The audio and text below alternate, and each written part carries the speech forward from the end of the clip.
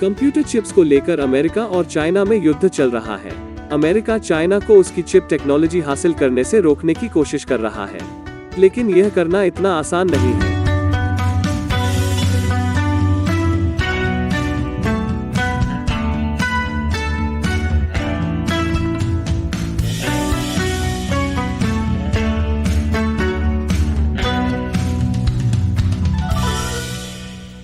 आपका स्वागत है। अमेरिका और चीन यह देखने के लिए युद्ध में है कि प्रौद्योगिकी में सर्वोच्च शासन कौन करेगा, विशेष रूप से अर्धचालक, जिन्हें माइक्रोचिप्स भी कहा जाता है। हमारा जीवन इन चिप्स पर निर्भर है, हमारे स्मार्टफोन से लेकर कारों तक, रूम बेस तक, और निश्चित रूप से यह वास्तविक स्मार्ट अंडे की ट्रे आपके फोन से जुड़ती है और आपको अंडे की कमी होने पर चेतावनी देती है।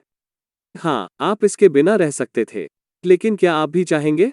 इसलिए अमेरिकी राष्ट्रपति जो बाइडेन ने घरेलू अमेरिकी सेमीकंडक्टर उत्पादन को बढ़ावा देने के लिए चिप्स अधिनियम पर हस्ताक्षर किए हैं। अमेरिका वर्तमान में माइक्रोचिप तकनीक में दुनिया का नेतृत्व करता है, विशेष रूप से वो सॉफ्टवेयर जो माइक्रोचिप्स को बनाने की अनुमति देता है। लेकिन अमेरिका उस सॉफ्टवेयर को दूसरे देशों को बेचता है। अमेरिका दुनिया के लगभग 10% माइक्रोचिप्स का निर्माण करता है। लगभग सभी बाकी दक्षिण कोरिया, जापान, ताइवान और तेजी से चीन में बने हैं। चीन पकड़ रहा है क्योंकि कम्युनिस्ट पार्टी के पास तकनीक के मामले में अमेरिका को पछाड़ने की एक राष्ट्रव्यापी रणनीति है। यह उनकी मेड इन चाइना 2025 योजना का हिस्सा है। हाँ, वे इसके बारे में बहुत गंभीर हैं। उन्होंने वास्तव में इसके लिए एक लोगो बनाया है। अमेरिकी सरकार चिंतित है क्योंकि अंडे की ट्रे के अलावा माइक्रोचिप्स का इस्तेमाल मिसाइल जैसी चीजों में भी किया जा सकता है, जो ताइवान पर कब्जा करने के लिए इस्तेमाल किया जा सकता है, और आर्टिफिशियल इंटेलिजेंस जो पूरी दुनिया को निगरानी और नियंत्रण में रख सकता है। और फिर भी वर्षों से अमेरिकी कंपनियां चीन को माइक्रोचिप्स बेच रही हैं, साथ ही ऐसी तकनीक जो चीनी कंपनियों को अपनी माइक्रोचिप्स बनाने की अनुमति देती है। क्यों? क्योंकि पैसा। यह बग्स बनी की तरह है जो गाजा के बदले एल्मा फट की गोलियां बेच रहा है। सबसे चतुर चाल नहीं, डॉक्टर। लेकिन अब बाइडेन इसके बारे में कुछ करना चाहते हैं। वो चीन जाने से चिप की बिक्री रोक रहा है और चीन के चिप उद्योग को दूर करने के लिए नीतियों का विस्तार। चिप दूर करना। पिछले हफ्ते बिडेन प्रशासन ने चीन के चिप उद्योग, विशेष रूप से चीनी उन्नत सुपर कंप्यूटर और अर्धचालक को रोकने के लिए 2 नए नियम लागू किए।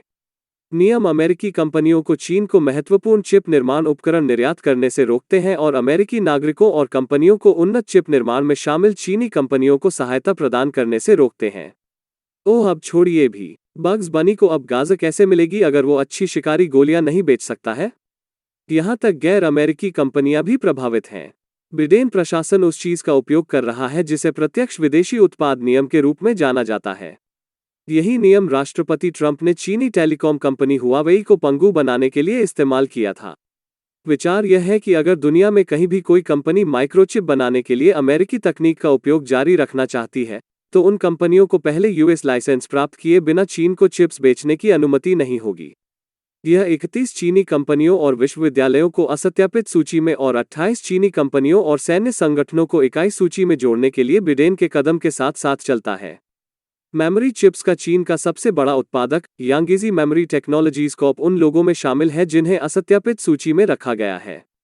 कंपनियों को असत्यापित सूची में जोड़ा जाता है क्योंकि संयुक्त राज्य अमेरिका यह निर्धारित करने के लिए साइट पर दौरे को पूरा नहीं कर सका कि क्या उन पर संयुक्त राज्य से संवेदनशील प्रौद्योगिकी निर्यात प्राप्त करने के लिए भरोसा किया जा सकता है। तो यह एक शरारती सूची की तरह है। बिडेन सांता क्लॉज की तरह ही है। और इस नई नीति के अनुसार अगर चीन जैसी सरकार अमेरिकी अधिकारियों को इन असत्यापित कंपनियों पर जांच करने से रोकती है, तो अमेरिका कंपनियों को इकाई सूची में डाल देगा। इकाई सूची में शामिल लोगों को अमेरिकी उत्पादों को खरीदने के लिए लाइसेंस प्राप्त करना होगा, जैसा कि मैंने पहले उल्लेख किया है। इसका असर पहले से ही पड़ रहा है। नए नियमों के बाद चीनी चिप शेयरों में गिरावट आ रही है और चीनी राज्य द्वारा संचालित मीडिया इसे मुक्त व्यापार पर सबसे बर्बर हमला बताते हुए मुंह से झाग निकाल रहा है। मुक्त व्यापार पर सबसे बर्बर हमला? ताइवान पर नौसैनिक नाकेबंदी लगाने की सीसीपी की धमकियों से ज्यादा? जाहिर है, सीसीपी एक राजशाही है क्योंकि यह नाटक रानियों के एक समूह द्वारा संचालित है। वे विशेष रूप से परेशान हैं क्योंकि वे जानते हैं कि यह कहां से आता है। नए नियम वर्ष के अंत से पहले बिडेन प्रशासन और कांग्रेस से अपेक्षित कार्रवाइयों की एक श्रृंखला में से केवल पहले हैं, और यह चीनियों को वर्षों पीछे कर देगा। और इसने चीन को आश्चर्यचकित कर दिया है कि वे मिस्टर क्लॉस की अच्छी सूची में आने के लिए क्या कर सकते हैं। लेकिन इन सभी नियमों का असर तभी होगा जब उन्हें वास्तव में लागू किया जाएगा। और यही समस्या है। मैं ब्रेक के बाद समझाऊंगा। वापसी पर स्वागत है। इसलिए अमेरिकी सरकार कुछ कंपनियों को अमेरिकी तकनीक खरीदने का लाइसेंस देती है। यह अमेरिकी तकनीक को गलत हाथों में पड़ने से बचाने वाला है। लेकिन तथ्य यह है कि लाइसेंस है, इसका मतलब यह भी है कि इन कंपनियों को सिर्फ लाइसेंस मिल सकता है। यह बहुत सारी भौहें उठाता है क्योंकि अमेरिकी वाणिज्य विभाग की राष्ट्रीय सुरक्षा से पहले व्यावसायिक हितों को रखने की प्रतिष्ठा है। अतीत में इसने लगभग सभी तकनीकी निर्यातों के लिए लाइसेंसों को मंजूरी दी है। जो आश्चर्य की बात होगी अगर यह इस तथ्य के लिए नहीं है कि यह वाणिज्य विभाग है। वाणिज्य उनकी पूरी चीज है। यह चौंक जाने जैसा है कि अमेरिकी हैमबर्गर विभाग गायों को सुरक्षित रखने के बजाय स्लाइडर बनाने को प्राथमिकता देता है। लेकिन एक वरिष्ठ प्रशासन अधिकारी के अनुसार अधिकांश विशेष लाइसेंसों को अब अस्वीकार कर दिया जाएगा, हालांकि अमेरिकी कंपनियों या संबद्ध देशों द्वारा संचालित सुविधाओं के लिए कुछ शिपमेंट का मूल्यांकन मामले के आधार पर किया जाएगा। तथ्य यह है कि निर्यात नियंत्रणों को अपवाद बनाने के लिए पहले से ही कदम उठाए जा रहे हैं। यह कहने जैसा है, हमें किसी ऐसे व्यक्ति को क्वारंटाइन करने की आवश्यकता है जिसे ज़ॉम्बी ने काट लिया है। आप तीनों को छोड़कर जो भी तुम्हें पसंद है करो। यह कभी भी हमें सचमुच काटने के लिए कैसे वापस आ सकता है। अब तक ऐसा लगता है कि अमेरिका पहले से ही 2 दक्षिण कोरियाई कंपनियों सैमसंग और एसके हाइनिक्स के लिए अपवाद बनाने की योजना बना रहा है। एक तरफ दक्षिण कोरिया चिप 4 एलायंस में शामिल हो रहा है, जो जापान, दक्षिण कोरिया और ताइवान के साथ सेमीकंडक्टर उद्योग गठबंधन के लिए अमेरिकी सरकार की पहल है, जिसमें विशेष रूप से चीन शामिल नहीं है। दूसरी ओर दक्षिण कोरिया अपने आर्थिक संबंधों में आने वाले व्यवधानों को दूर करने के लिए चीन के साथ एक नई सहयोगात्मक आपूर्ति श्रृंखला परिषद की स्थापना कर रहा है। दक्षिण कोरिया कोशिश कर रहा है कि उनका केक बन जाए, खा भी लो, फिर बचे हुए केक को फ्रिज में रख दो स्मार्ट एग डिश के बगल में जो चीन में बने चिप्स का उपयोग करता है। यूएस चीन चिप युद्ध में तटस्थ जमीन रखने में दक्षिण कोरिया के बहुत सारे निहित स्वार्थ हैं। उनके लिए बहुत कुछ दांव पर लगा है। 2021 में दक्षिण कोरिया के सेमीकंडक्टर निर्यात का लगभग 40% चीन में चला गया और कुछ दक्षिण कोरियाई कंपनियों का चिप उत्पादन चीन में स्थित है। तो दक्षिण कोरिया चीन को बाहर करने के लिए चिप 4 एलायंस में शामिल होने की बात कर रहा है, लेकिन चीन के साथ भी काम कर रहा है। यह बहुत बड़ा है। सिर्फ इसलिए कि मैं शादी कर रहा हूं इसका मतलब यह नहीं है कि हम डेटिंग नहीं कर सकते। ऊर्जा और भले ही दक्षिण कोरिया जैसे सहयोगी नए अमेरिकी निर्यात नियमों का पालन करने का निर्णय लेते हैं, अमेरिका के पास चिंता करने के लिए अन्य चीजें भी हैं। नई चीनी कंपनियों के साथ अजीबोगरीब खेल। उनमें से एक शेनज़ेन में स्थित पैंगसिन वेआईसी विनिर्माण है। ब्लूमबर्ग के मुताबिक यह चिप स्टार्टअप हुआवेई को अमेरिकी प्रतिबंधों से बचने में मदद कर सकता है। यह हुआवेई के एक पूर्व कार्यकारी द्वारा चलाया जाता है और हुआवेई मुख्यालय के करीब सुविधाओं का निर्माण कर रहा है।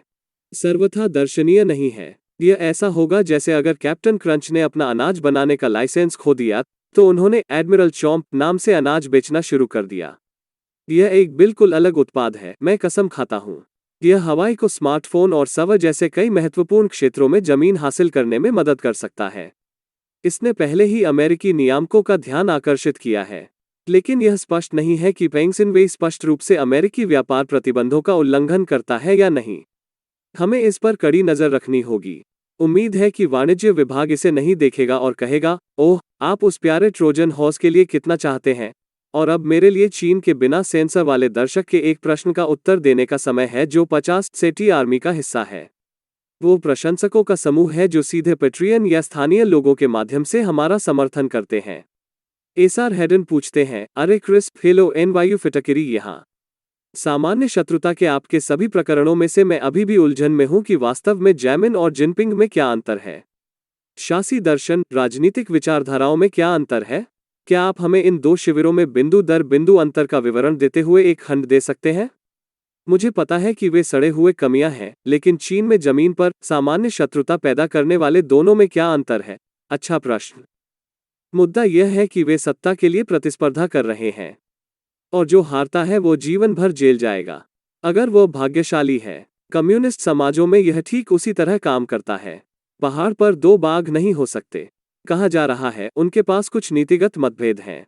उदाहरण के लिए जियांग जैमिन ने फालुन गोंग को सताकर अपना शक्ति आधार बनाया। यह चीन के आंतरिक सुरक्षा बलों को तैयार करने का उनका बहाना था, जो व्यक्तिगत रूप से उनके प्रति वफादार थे। शी जिनपिंग ने उइगरों, कई अन्य समूहों और अब कोविड नीति के माध्यम से भी अपनी शक्ति का निर्माण किया। यह चीन की व्यापक निगरानी का निर्माण करने का उसका बहाना है, जो उसे समाज को नियंत्रित करने की अनुमति देता है। सामान्य शत्रुता वर्तमान तानाशाह और सत्ता के लिए प्रतिस्पर्धा करने वाले पूर्व तानाशाह के बारे में है।